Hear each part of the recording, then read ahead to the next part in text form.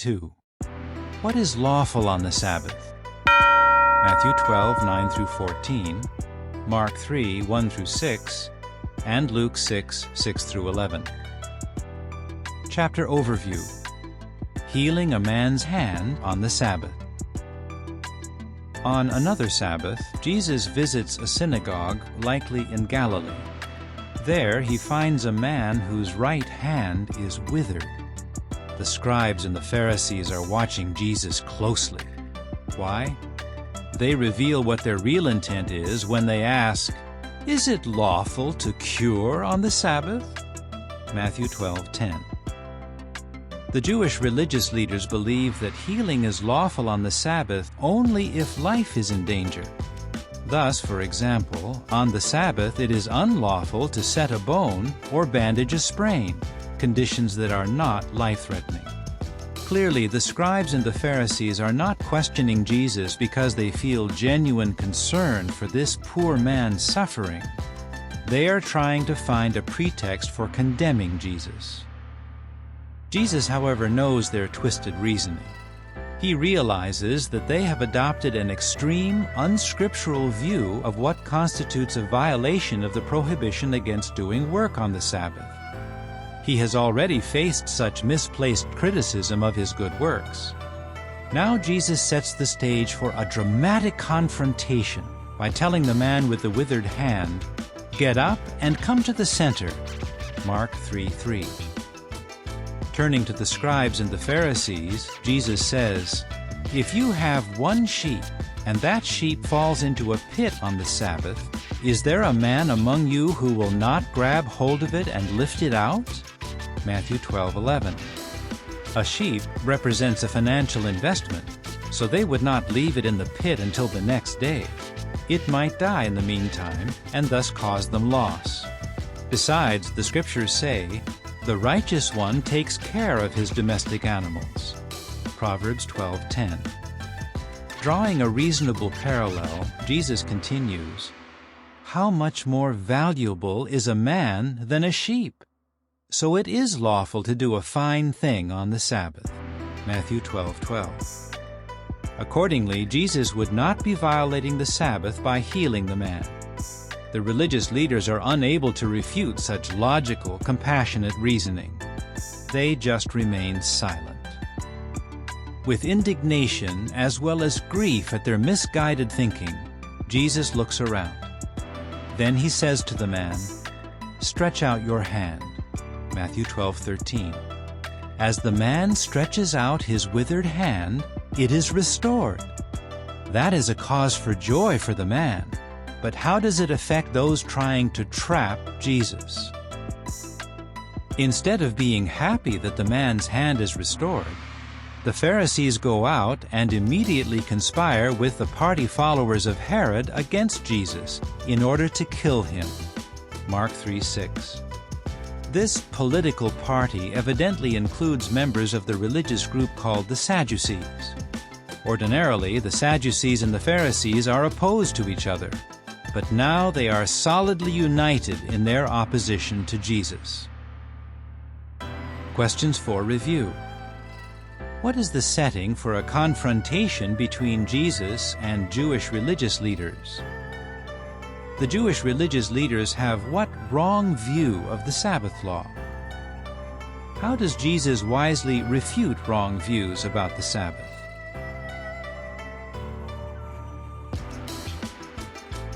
Chapter 33.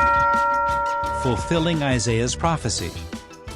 Matthew 12:15 through 21, and Mark 3:7 through 12. Chapter overview. Crowds press in on Jesus. He fulfills Isaiah's prophecy. Upon learning that the Pharisees and the party followers of Herod plan to kill him, Jesus and his disciples withdraw to the Sea of Galilee. Great crowds flock to him from all over, from Galilee, the coastal cities of Tyre and Sidon, the eastern side of the Jordan River, Jerusalem, and Idumea farther south. Jesus cures many. As a result, those with serious diseases press forward.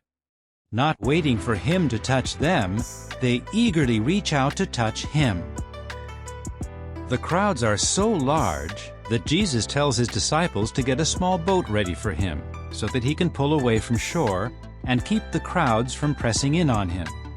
Also, he can teach them from the boat or move to another area along the shore to help more people. The disciple Matthew notes that Jesus' activity fulfills what was spoken through Isaiah the prophet, Matthew 12:17. What prophecy is Jesus here fulfilling? Look, my servant whom I chose, my beloved whom I have approved. I will put my spirit upon him, and what justice is, he will make clear to the nations. He will not quarrel nor cry aloud, nor will anyone hear his voice in the main streets. No bruised reed will he crush, and no smoldering wick will he extinguish, until he brings justice with success. Indeed, in his name nations will hope. Matthew 12:18-21. Jesus, of course, is the beloved servant whom God approves. Jesus makes clear what is true justice, which is being obscured by false religious traditions. Unjustly applying God's law in their own way, the Pharisees will not even come to a sick person's aid on the Sabbath. Making evident God's justice and showing that God's Spirit is upon him, Jesus relieves people of the burden of unjust traditions. For that, the religious leaders want to kill him. How deplorable! What does it mean that he will not quarrel nor cry aloud, nor will anyone hear his voice in the main streets?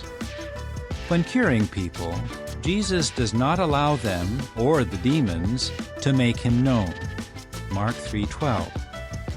He does not want people to learn about him through noisy advertising in the streets, or through distorted reports that are excitedly passed from mouth to mouth.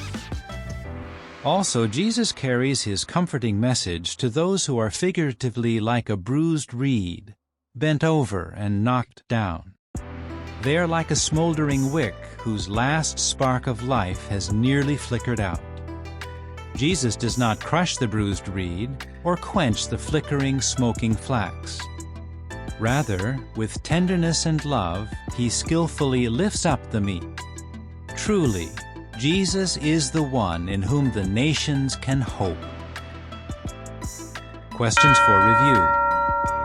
How does Jesus make justice clear without quarreling or crying aloud in the main streets? Who are like bruised reeds and smoldering wicks, and how does Jesus treat them?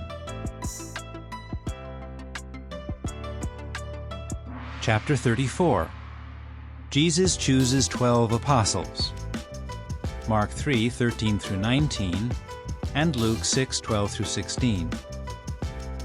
Chapter overview: The 12 Apostles. It has been about a year and a half since John the Baptist introduced Jesus as the Lamb of God. As Jesus began his public ministry, a number of sincere men became his disciples, such as Andrew, Simon Peter, John, perhaps James, John's brother, Philip, and Bartholomew, also called Nathanael. In time, many others joined in following Christ. Now Jesus is ready to select his apostles. These will be his close associates and will receive special training. But before selecting them, Jesus goes out to a mountain, perhaps one near the Sea of Galilee, not far from Capernaum. He spends a whole night in prayer, likely asking for wisdom and God's blessing. The next day, he calls his disciples to him and chooses 12 of his disciples as apostles. Jesus selects the 6 named at the outset, as well as Matthew, whom Jesus called from the tax office. The other 5 chosen are Judas, also called Thaddeus and the son of James, Simon the Cananean, Thomas, James the son of Alphaeus, and Judas Iscariot. Luke 6:16. By now, these 12 have traveled with Jesus, and he knows them well. A number of them are his relatives. The brothers James and John are evidently Jesus' first cousins. And if, as some think, Alphaeus was the brother of Joseph, Jesus' adoptive father, then Alphaeus' son, the Apostle James, would be a cousin of Jesus. Jesus, of course, has no problem remembering his apostles' names. But can you remember them? One help is to remember that there are 2 named Simon, 2 named James, and 2 named Judas. Simon Peter has a brother Andrew, and James, son of Zebedee, has a brother John. That is a key to remembering the names of 8 apostles. The other 4 include a tax collector, Matthew, one who later doubts, Thomas, one called from under a tree, Nathanael, and Nathanael's friend, Philip. 11 of the apostles are from Galilee, Jesus' home territory. Nathanael is from Cana. Philip, Peter, and Andrew are originally from Bethsaida. Peter and Andrew in time moved to Capernaum, where Matthew apparently lived. James and John also live in or close to Capernaum, and they had a fishing business nearby. Judas Iscariot, who later betrays Jesus, seems to be the only apostle from Judea. Questions for review. What serious decision does Jesus make after spending all night in prayer? Who are Jesus' apostles, and how may you be able to remember their names?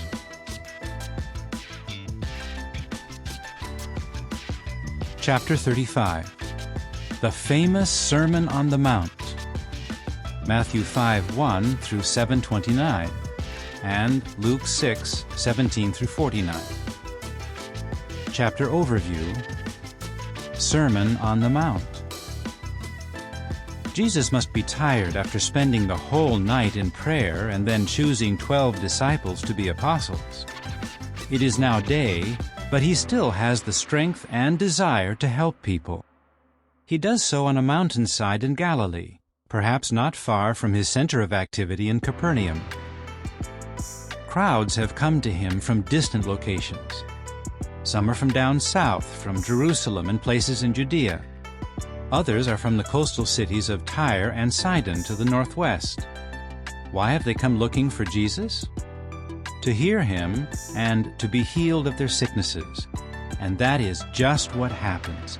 Jesus is healing them all. Think of that. All the sick ones are healed. Jesus also ministers to those troubled with unclean spirits, people who are afflicted by the wicked angels of Satan.